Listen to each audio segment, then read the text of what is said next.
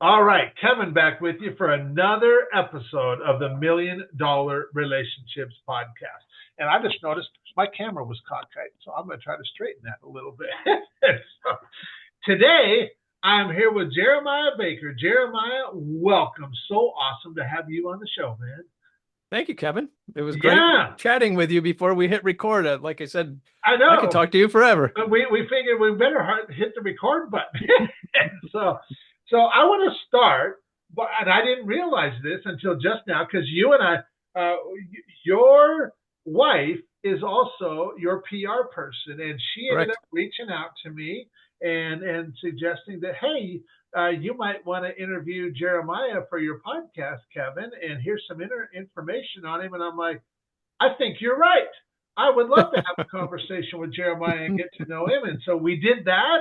We had that conversation and we found out, man, the world's pretty small, Jeremiah. We have a lot of shared mutual friends that are doing some pretty Yeah, stuff. and a great deal of respect for those friends. And I know we were talking about it before we hopped on and hit record, but also I noticed right after our other the conversation we had last week that you also interviewed a friend of mine, Ron Douglas.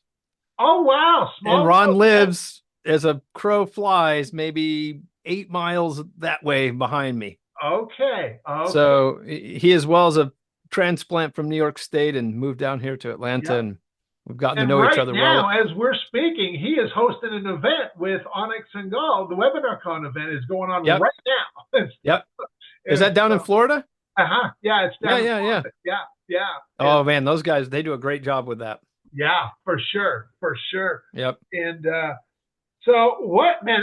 And that is, I mean, the whole thing. What you just said about finding out that we have these mutual friends that are just Yep. doing amazing things in the world, and that we both have a ton of respect for and Oh, appreciation. big time. Yeah, big And time. and so when you make those discoveries, it's like, man, you and I, from the first time we started talking, we're just totally jamming on this, and it's like we just met, and we're like, I feel like I've known you for years, and I'm just excited to like talk. I know, and it's crazy because we're on both sides of the coast here in the United States, Totally, right? You're out on the West totally, Coast, I'm here on the East Coast. yeah. And Yeah, of it's course, amazing. that's what relationships are all about. And so what I'll do is let's start. I want to turn it over to you so we can just set a little bit of context and let the listeners know a little bit about who you are, what you do. So why don't you share, what you do, who you serve, what Sure. inspires you most about the work you do and the impact you're making in the world? Oh, that's a good question, Kevin. And as I told you when we first got introduced, I don't sit still, and I never really have, admittedly, since I was a kid. But maybe it's helpful. I'll give a little context to the listeners. And first and foremost, I just like to be helpful to people. My folks were very helpful to a great number of people. I owe a lot to them, especially just watching what they've done in the world. And they came up without much assistance, I'll put it that way. So neither of my parents graduated from high school, but they both became quite successful entrepreneurs out of necessity. They were raising and had raised over about 2 decades 56 foster children in our little 3 bedroom, 1 bath home in the mountains of upstate New York, not too far from where Cornell University is, the Finger Lakes region. And my father, I believe he undiagnosed, but he likely has dyslexia or some form of an issue because he had a very hard time in school. So he left in the 10th grade to go into the Navy. My mother was the oldest of 11 children, and they weren't flush with cash, I'll put it that way. So everyone had to kind of chip in and do their part. So my mom was very used to taking care of children ever since she was a child herself. So they went into foster care, and then they realized that, hey, there's some financial burden here. So we should do something. But there weren't a lot of corporate jobs, or even if there were, I mean, without a degree, even a college or high school diploma, it was going to be very difficult. So what they did, long story condensed, when I was probably about kindergarten age, I think it was, they decided to buy an old railroad side hotel. It was about 100 years old. It had been converted to an apartment building, but had been left vacant for some time. So that was the first property they bought. My mom had gone to cosmetology school, and she said, "Look, I'd like to fix up this 8-unit apartment building. And then the first floor, I want to put a hair salon. So she did that. I was with them all the way through and I caught this kind of bug. I'm the only kid that really did. I thought it was the coolest thing that you could help somebody, and being in the salon with my mom, or my father was a mechanic, being his mechanic service shop, seeing people come in, get service they like, smile, be thankful, pay some money, leave, come back, make referrals. And I'm just observing as a kid, like through osmosis, like, that's how you do it. You just do what you say you're going to do, be helpful. It creates like this rhythm. Everybody seems pretty happy for the most part. They keep coming back. And that is where I would say I caught the entrepreneurial bug. I helped my parents, but then, like many other kids, I'd also started a multi kind of town landscaping lawn service, cutting lawns when I was 16, and still helping my folks in the businesses. We'd started a deli, we bought more apartment buildings, we started another hair salon. My dad's Wow. mechanic business was always full, and we were always busy doing something, but we learned a lot through experience. And as a kid, you only know what you know. So I thought, well, I need to go to college and I need to go work in corporate. It's going to be way better than this. So I did go to college, first one to go to school. And then we, in 2 years in, we decided to start a business in college, and continued the track there and built the first National Soccer Hall of Fame website, did banner advertisements for Pfizer, all kinds of crazy stuff. But I really had to, get the degree because my folks, they didn't have the opportunity, and I really wanted to do that. I knew it was really important to them. So instead of dropping out and running the business, continued on with my partners and ended up going through graduation and all that. But that's really where the entrepreneurial bug came from, but also helping other people. And I think they're really one and the same. I mean, I've always felt that entrepreneurship's about getting paid to help other people solve their Yep. problems Yeah. at the end of the day. Yeah. But that's again, sorry for the verbose, No, you're totally cool. but I don't sit still, and it's just a lot of stuff going on, and a pretty wild upbringing. Yeah. So I love hearing the backstory because it really gives you some context as far as like how did we get to where we're at today and stuff. Mhm. And and so how did you happen to get into the work that you're doing now today? And talk a little bit about that and the impact you're making Sure. today. Yeah. So a few years of working in corporate, had a great time. I mean, I think I got super lucky with timing. Right out of college, dot-com boom, moved to Boston. 3 weeks later, after training, they sent me to Silicon Valley. Okay. I was staying not too close from, or not too far from where Yahoo's headquarters were, and eBay and all these kind of folks. And I was just this 22-year-old wide-eyed kid, and probably hard to see, but I have a Siebel bag sitting next to that guitar back there. Most Uh-huh. people these days wouldn't know what Siebel is, but I found out later that back the time I was there working, implementing Siebel CRM, they were the fastest growing technology company in US history in 1999. Just Wow. barnstorming. And I was stuck in a server room where they have all the clean room where the people wear the white suits and they're doing it's called spin on glass procedure on the computer chips. And Okay. I was implementing in a server room what I think is the first web-based CRM. Before that, everything was installed on site on all these computers in a data center, and cloud didn't exist and all this kind of stuff. And long story again, short, I got it working, and Tom Siebel had sent a note to the folks I worked for, which were an integrator, and said, "Hey, we would like this young guy to come talk about future CRM." And I ended up keynoting our all company conference about where I saw the future going, and I had no idea what I was doing. I was scared, terrified to go Uh-huh. do that. I had no training whatsoever. I just took a red eye flight and got on stage and gave this talk about what we were doing and all that stuff. And I thought everything was going to be great. .com crash comes. 1 million people that spring were out on the street looking for a job. And that's when I started to get more of the entrepreneurial itch. I didn't like kind of being at the mercy of the market. Mhm. And that's what brought me kind of here to today. I had spent several years in corporate. And then my last corporate job, we were helping enterprise technology companies get leads and sales using search engine marketing.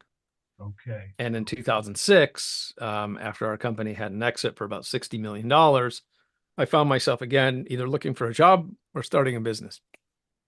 And that's when I decided to start the business of helping companies get predictable flow of leads and sales, and convert them at high enough revenue and profit as possible, and hopefully get to an exit.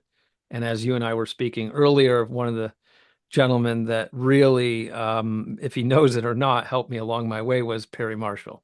Yeah. Yeah. Well, And yeah, yeah. Let's let's dig into that a little bit. I think this is because as soon as you mentioned Perry before we hit the record button, I'm like, wow, I'm yeah, really close friends with Perry, and I super respect for that guy. man, I'll tell you, He is like tried and true, one of the great ones. he really is. He really is that guy. He is a giver through and through, and man, that guy is one. I mean, he is one of the deepest thinkers I know. You know, and man, Absolutely. so and when my wife we have 7 kids. One of them is adopted, and we Abby, we adopted her. She's 13 now. We adopted her when she was 3, so 10 years ago we adopted Abby. Wonderful. And when my wife informed me that she wanted to adopt, it really blindsided me. And I was like, "What, I'm like, honey? You got 6 kids. We're good." And but Perry Marshall was the first guy I reached out to because I knew Perry had already adopted. I'm like, "Perry, we Oh got to yeah. talk. Lisa wants to Yep. adopt." And we got on the phone, and he starts chuckling, and he's like, "Kev," he's like, "Was this your idea?" And I'm like, "Are you kidding, Perry?" And he starts laughing. He's like, "Kev," he's like, there's a term for us. It's called RH. It's the reluctant husband. He's like, it's usually the wife's idea, not the guy's Oh, idea. I love it. I love it. I'm feeling that one. RH. And he was really instrumental in just sharing his experience with adoption. And of course, Hmm. since then I've been to his home, and in fact, we had gone out to dinner to eat, and we come back to his place, and his adopted daughter, she was just we were just hanging out in the living room, and Perry's like, "Man, Wow. I have never seen her take so strongly to a stranger before that she's Wow. never met." And and I will tell you that, because of my friend Perry and just the insights that he shared with me, and the experience, the personal experiences that he shared with me, it opened my heart to this idea of adoption. Here we are now, 10 years into it, and it has been such an amazing experience. That's wonderful, Kevin. And so, Wow. so I want to give you the opportunity to, and I'm really excited to share this interview with Perry, but I want to hear about, Perry, and you might even have a couple other people that have, been Yeah. really instrumental and just really life changing for you and your life and your business, what have you. And so, yeah, I'd love to hear Yeah. the backstory and maybe Yeah. around that. Uh, yeah, Kevin, I think when you and I were talking previously about that, like really just having good people in our lives and kind of always being trying ourselves to be helpful to others without any attachment to getting something back, just kind of making it like breathing or like gravity, right? Just always do it. Don't ever stop helping. And early in my life career, I was one of those types that kind of hid in my cave and I was just reading and working and trying things. And a lot of that came from growing up the way I did, like in a mechanic shop and rehabbing apartment buildings and things like that. We were very hands-on, figuring things out, Okay. doing them, getting a demonstrable result, either positive or negative, right? Mhm. A lot of trial and error. And then, my folks really inspired me. Seeing even more today. My mom passed in 2021, and I was able to talk with her and kind of interview her before she passed and ask her, how did you ever get into this, like fostering all these kids? How did you tolerate us? Like there's 10, 11 kids running around in this house. Like my mom's working all the time in businesses. Like when I compare it to today, and I won't go into detail in this, and see maybe a layer of people complaining, I have a hard time relating to it because I saw how much my folks never complained. They just did it. And that kind of gave me the energy like, wow, no high school diploma, no college degree, no mentor, no bag of cash, just setting your mind to something, going and doing it, and at the same time helping all these kids, all of us kids, with everything they had, and even strangers. We had strangers like cousins and uncles staying with us, like anyone that needed a place for whatever reason. They got in trouble, their wives kicked them out. Our house was like the place to be. And like I was telling you before, once someone lived in our home in the Baker household, they were always a baker, always Yeah. invited back to come to family reunions or whatever if they needed something. We'll run into people. I'm here in Atlanta now, but I grew up in New York State. Going back, you see people and it's just this big, giant extended family. And that initially is what inspired me. And then as I got older into my 20s, as we were discussing before, I was helping a company to grow up in Boston, in the Boston area. And we were one of the very first people to advertise on Google AdWords because we were basically about to go out of business. And Okay. this is probably a really good story. And in terms of the details of the story, Yeah. just to share with the audience of not everything is smooth sailing, but with the right persistence and learning and help from others, we can do well. Again, other people helping other people. So what happened is it was dot-com crash, and as I was mentioning, about 1 million people that year were on the street looking for a job. It was pretty hard. I ended up getting a call after doing all this crazy stuff and traveling all over the country. I kind of got humbled a little and was out of work for about 3 months living in Boston. Okay. And I got a call to go work for an IT training business about an hour north of the city proper. And I said, sure. What do they want? And they wanted to rebuild some of their web presence, websites. I said, okay, I'll come up and help them. But I also realized that they were having trouble getting leads. I sat in an office not much bigger than the small home office I'm in here now. And let's say that's a person sitting where you see my Pac-Man ghost light, but facing the wall, cold calling all day, trying to do like 60 to 100 cold calls a day, getting zero results, miserable, other than me and him joking with each other all day. And I'm over here building site. His days were miserable. Wow. So we were starting to do some stuff with a gentleman that was our developer sitting across the hall, and he's building out these websites. And back then, he was trying to get them optimized for the search engine so that when people search for IT training related courses across the major cities in the US, they would find us. But back then, he was building them with something called ASP.NET by hand. And at night, he would flatten everything down into plain, fast loading HTML and upload it back to the web server so that we would be faster, rank better in the search engines, and hopefully get more business. We started to slowly get a trickle of new business coming in, and we were about, I think I was told you have 2 weeks or 3 weeks, something has to change or else all of us consultants would be let go. Okay. Well, the phone started to ring a little bit, and then we were using something called goto.com, which was one of the first pay-per-click I search remember Go engines. To.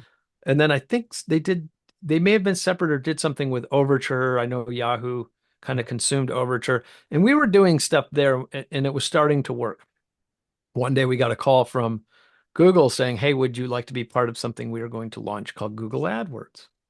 And I remember all of us looking at each other, the owner of the company as well, and saying, yeah, we're getting a ton of organic search from them. What if we plugged in the paid search as well? And I remember sitting in it was like, it's hard for me to remember. We're going back like 23 years, but in a boardroom, this old 70s style office. And I remember us looking at each other and going, yeah, we're gonna turn this on. We didn't know what to expect.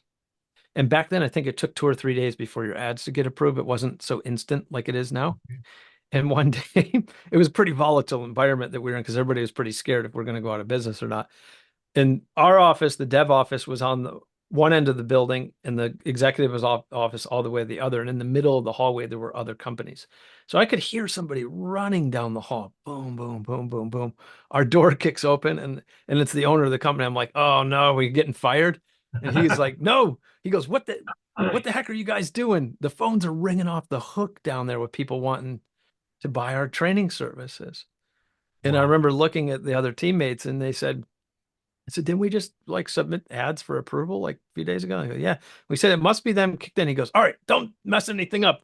I'm going back. I got to hire more people to handle the phone lines.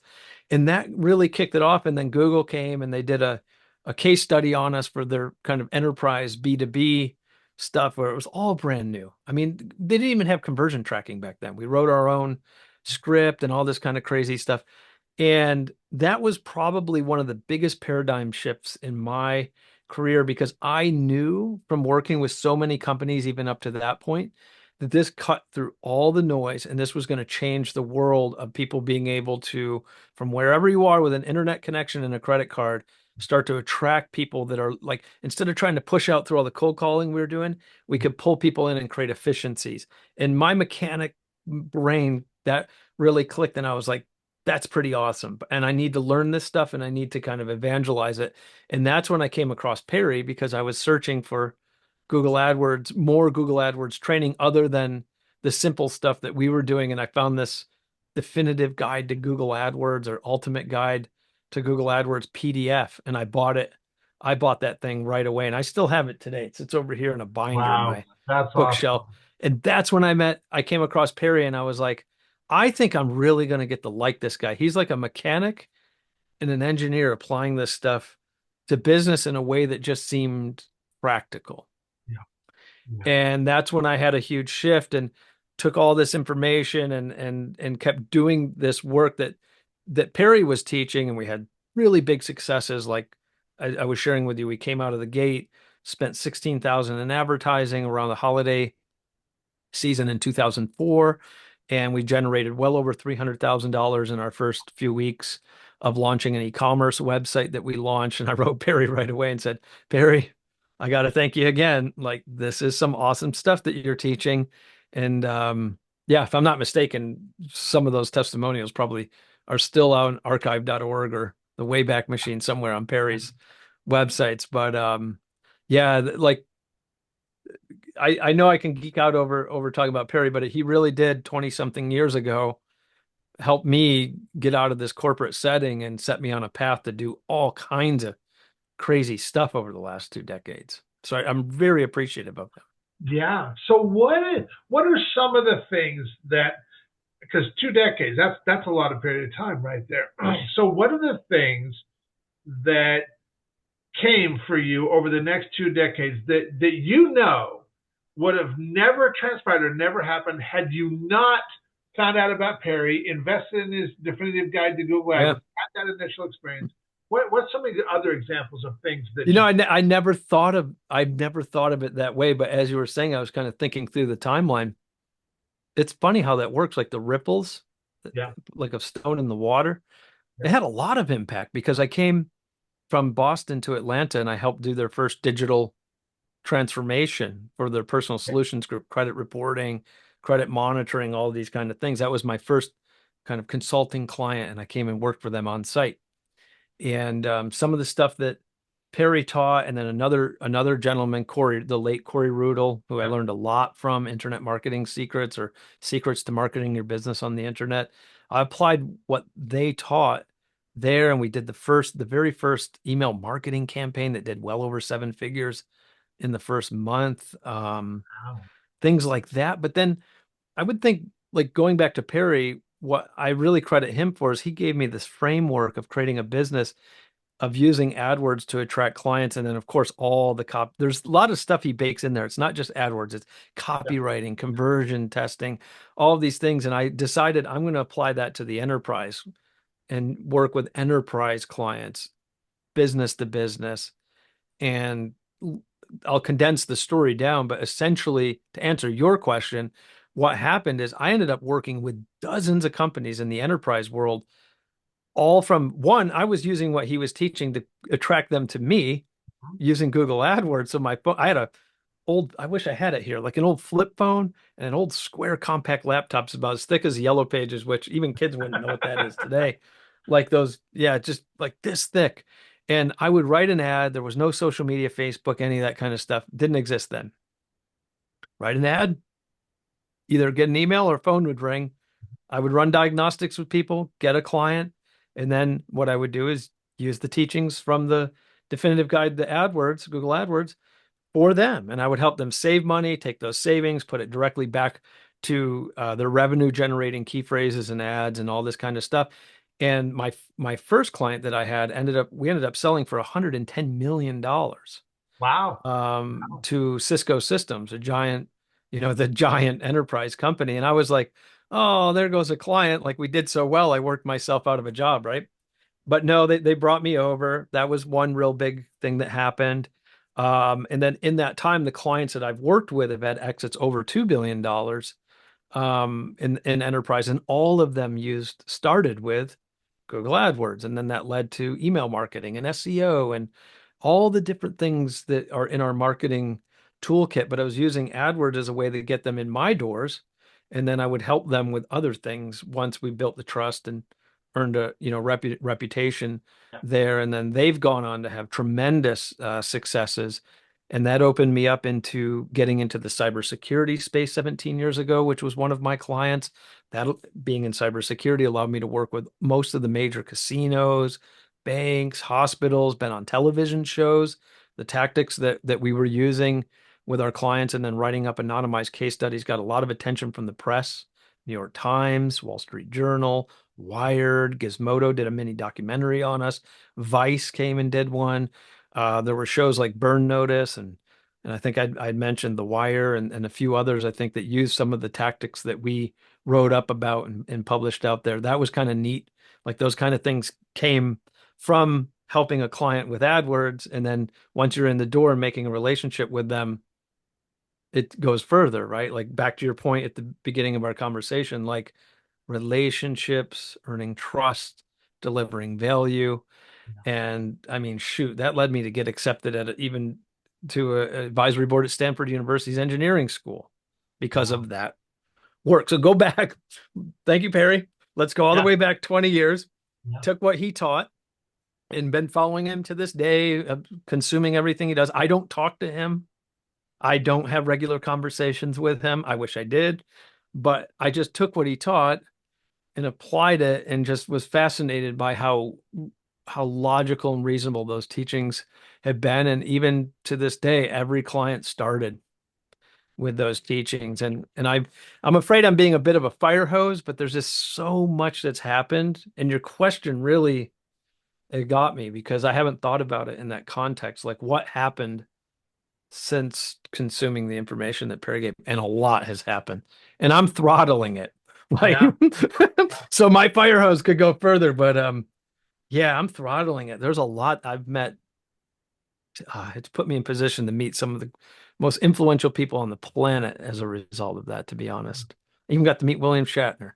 It's crazy. What a powerful testament to relationships, you know, and how one thing leads to another. And Perry and I first met back in 1999, and so Whoa, that's 25. That's a 25-year relationship right now, I and love that. and That's awesome. it's and and what's cool about these relationships, and I am really stoked to share this interview with Perry because I think after he listens to it, he's going to be like, "Dang, I want to have a conversation with Jeremiah." And so, Yeah, what's I can so only dream. No, I'm honestly, all joking aside, very thankful for it. Set me on a course that's just tremendous. yeah, and and what's really cool is these relationships that were started years ago. You know, Yeah. they are so much more valuable today because I look at you, look at Perry, look at myself. We are far more advanced than we were when we all found about Perry years ago and stuff. We're Oh, far more absolutely. advanced, and so those relationships are exponentially more valuable now. And, Oh, yeah, and and you can't fake it, right? Like you can't no, shortcut those things. Like you have to put, well, maybe I'll in a more positive light, then you have to do this, right? It's more of looking at the framework of building relationships, from my experience, is over time, consistent actions of fostering the relationship, being helpful to it, not looking to extract from it. But the magic of all that is the byproduct that I found is that when you just give, give, give, and you don't expect anything in return, it's like a rubber band kind of stretching out. Eventually, it comes back. It can only go so far, and you get more than you could ever imagine. But also, the opposite can be true too, right? If you try to trick it, or you're trying to go in with less than genuine intentions, where you're looking for your moment to extract, that can get you in trouble too, and then you burn the relationship. And I think that it's, time is a good tool for that. Like if we don't, time is really the best tool. Like just consistency over time will foster great relationships. And we all make mistakes and things like that. But if we're doing our best to try to be helpful to each other and not, shortcut it or trick it or, be disingenuous, it's just amazing what you can do Yeah. with building in a tremendous network of good people that when they see you, they smile versus run away. Amen. Amen. Yeah. Yeah. I mean, I always want to, my focus has always been on, I want all of my actions to Mm, further the relationships that I have with folks in my life. that's And fantastic. you know what? We like you said, we all make mistakes sometimes. Once, Mm, but when we just show up and be us, and that is our intention, people know that, and they're very forgiving of us too, and stuff because they know right. our That's intention. right. You know, That's right.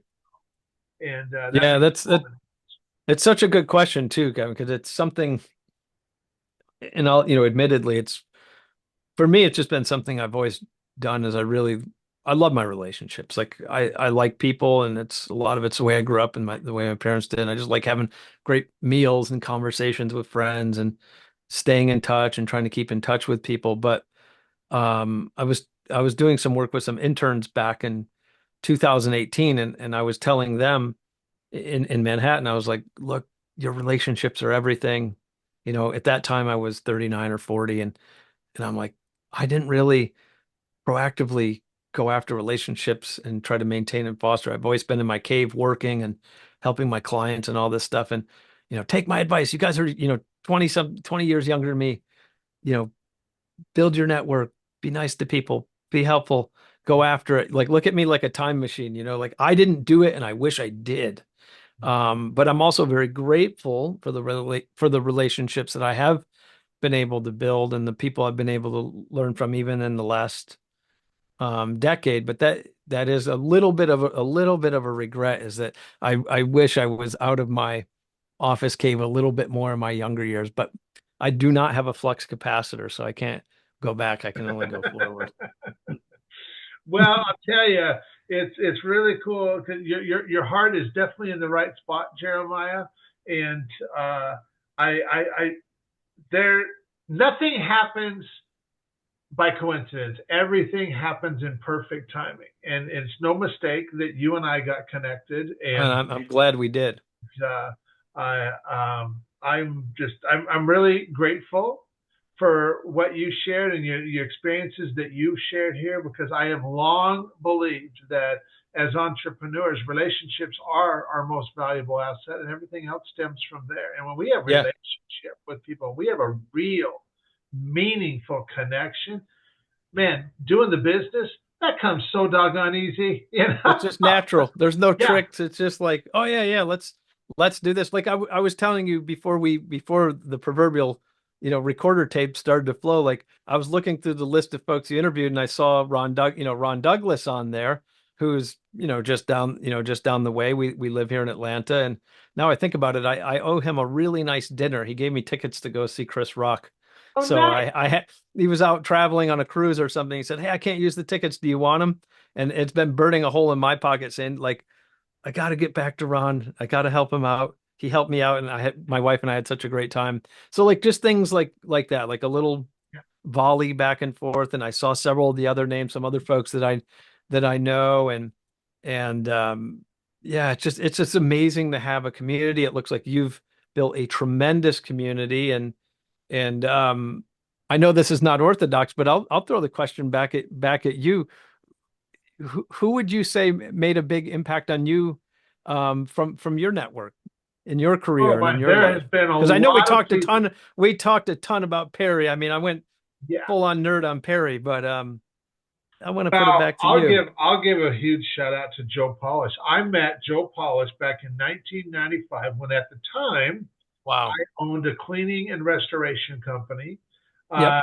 I opened the doors on that business that year, and I had worked for 7 years previous to that. I worked as a commercial fisherman on Alaska's Bering Sea to save up Whoa. money to start my own business. So you and Mike Rowe, the Dirty Jobs guy? Yeah, yeah. It was before Deadliest Catch came out, and but That's some many hard of the work. guys that you That's see, crazy. oh man, I'll tell you, that's the hardest I ever worked in my life was doing that job. So And wait, what made you even do that? Like how did you like because ad in the newspaper? in 1988, I was having a conversation with my best friend because I'm like, well, I want to start my own business and I need Yeah. money to do that. And we live here in Seattle area. Oh, And he's like, okay, well, that's right. Kev, go down to Fisherman's Terminal, get yourself a job on one of those fishing boats, go to Alaska. Those guys make all kinds of money. And I'm like, sounds good. And I went down to Fisherman's Terminal. I started hitting the docks, and I found out really quickly that the captains of those boats, they don't hire off the dock because they're like, you have no idea what Oh you're getting yeah. yourself into. And the way we hire is by guys that have already worked in the industry or worked for us that can tell their friends what it's like, and Got then it. Yeah. I'll talk to them. And but this Yeah, one otherwise guy, here comes liability. Here comes oh overboard Kevin. yeah, right. But this one guy, John Waddell, he found himself a guy shorty. He had taken my number, and he called me and he's like, "How fast can you be down there?" I said, "I can be down there in 2 hours." He's like, "All right." He's like, "Pack your boat stuff and come on down and come to the wheelhouse and see me." And he was nervous. He's like, "Kev, I have never done this before, and God, I'm hoping this works out for both of us." And I was so dang appreciative to him for giving me a shot. I'm like, I'm Wow. gonna work my tail off for this guy, and I did. And I did Wow. that industry for 7 years until almost losing my life in '95, and that's when I decided, okay, Wow. enough.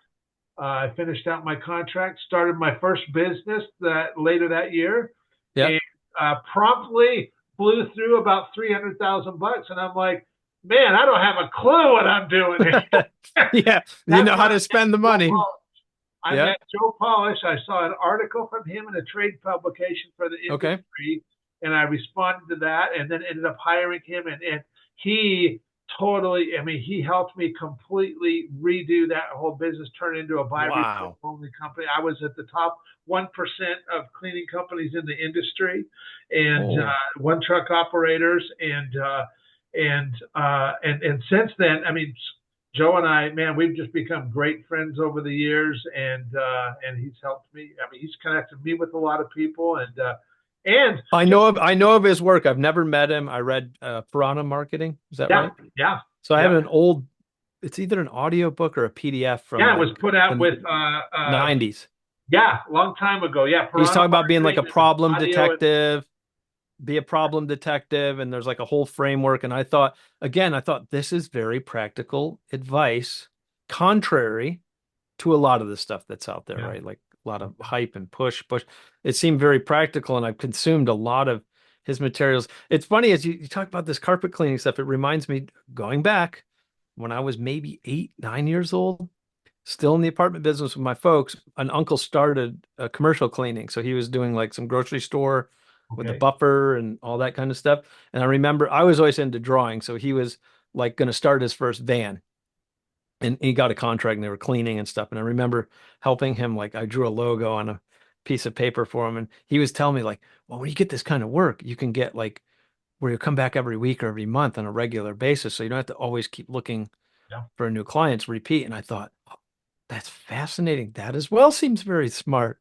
And I'm just a kid. And I remember staying up in my little sketchbook. I wish I still had it, just daydreaming about like helping him get that business off the ground. And not to go long on that one, but it just, you reminded me of that and very fond memories of that business because again, it's a lot of the stuff with the internet today. It can seem we always have to have some software company or whatever, but these practical businesses like that, like the ones my parents ran and I got the opportunity to be involved with are quite amazing. And it's so cool that you had someone like Joe because it sounds like he completely changed your trajectory, kind of like totally, Perry had done for totally, myself. yeah, absolutely. Well, Jeremiah, for Wow. anybody that's listening to this going, man, Kev, I really like Jeremiah. I love the way he shows up, and maybe they'd be interested in learning more about you. Any resources, any website we can share with? Sure. Yeah, I don't really have anything to sell. What I've been saying to folks, because I've been very fortunate, like I said, to help all these clients. They've had tremendous exits. I've learned a lot from working with them. Been in many industries from software as a service at the enterprise to direct to consumer to selling on Amazon to cybersecurity for now 17 years. I get to travel all over the globe speaking to audiences from my work as an ethical hacker. I'm not a hacker, but I worked with a lot of them and hired them and actually grew the business. That voice been in business growth. Like I love helping people on that side. It opened me up into helping mentor with a group that Pharrell Williams, the music artist, started to help young entrepreneurs of all ages actually to succeed. And I've been a mentor to that program for some time. And what I like to do is mentor. So I think the easiest thing to do is to connect on LinkedIn because they have a messenger and I connect with folks. I can see what I'm up to. I can see what they're up to. And then they have questions. They can hit me up inside the messenger service. And Sure. that's where we can either chat there, take it offline, take it to an old school phone call, Yeah. whatever it may be. But it's like a little mini CRM and allows us to kind of stay in touch. But most importantly, I just hope that I can help people from my experience and maybe not to do some of the mistakes that I've done. Yeah. Amen. Well, Jeremiah, I want to thank you so much Thank you, for Kevin. taking the time to have this conversation. Really appreciate it. I'm excited to get it out there and share it with a lot of other entrepreneurs today. I really appreciate it. I look forward to being able to continue our conversations and For hopefully sure. one day be able to meet in person. I know you're all the way on the West Coast. I'm all the way on the East Coast, but I get to make it to California quite a bit. So maybe I'll be able to make a meeting between us someday soon if we're lucky, if For I'm sure. lucky. For sure. And I'm looking forward to it. So thanks a lot. Thanks, Kevin.